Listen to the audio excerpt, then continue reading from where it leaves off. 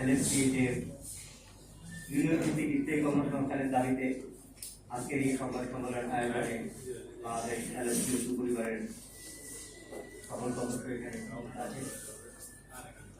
আমি উপস্থিত সাংবাদিক বৃন্দ, সাংবাদিক বন্ধুগণ এবং উপদেষ্টা মণ্ডলী, বিভাগীয় জেলা সমন্বয়কগণ এবং আমার প্রান্তীয় এলএসপি ভাই বোন সকলকে আন্তরিক প্রীতির শুভেচ্ছা এবং আমার সালাম জানাবেন।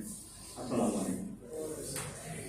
আমি ধন্যবাদ জানাচ্ছি বাংলাদেশের বিভিন্ন বিভাগ থেকে, বিভিন্ন জেলা থেকে যেসব সমন্বয়কবৃন্দ আজকের এই সংবাদ সম্মেলনে উপস্থিত হয়েছে তাদের প্রতি আমরা কৃতজ্ঞ এবং আন্তরিক কৃতজ্ঞতা জানাচ্ছি যে আপনারা এত দূর দূরান্ত থেকে এসেছেন। আজকের আমাদের এই সংবাদ সম্মেলনের আয়োজনে আমাদের বাংলাদেশ এলএসপি পরিবারের সদস্য সচিব জনাব পরিবেশের একটা লিখিত বক্তব্য পাঠ করেছেন এবং এই পাঠের বিপরীতে আমরা দেশবাসীকে যারা দিতে চাই যে বাংলাদেশ এলএসপি পরিবারে যে 4200 এলএসপি গণ আছেন, আমরা 31 মার্চের পর থেকে আমরা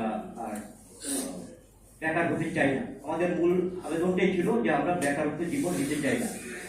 এই অনিশ্চিত জীবন মানুষকে কতটা ক্ষতির দিকে টেনে নেয়, কতটা ভয়ঙ্কর ভাবে এই মানুষগুলো আমরা জীবনযাপন করছি, এই বিষয়ে আপনারা যারা আমাদের এখানে সাংবাদিক বৃন্দগণ আছেন, আপনাদের শক্ত হাতের কলমে এই মানুষ হিসেবে আমরা যে মানুষ, আমরা এই দেশের নাগরিক, আমাদের অধিকার আছে, আমাদের অনেক কিছু পাওয়ার, অনেক কিছু চাওয়ার, সরকারের প্রতি আমাদের আবেদন থাকে।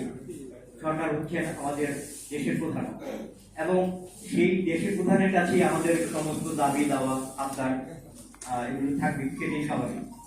কিন্তু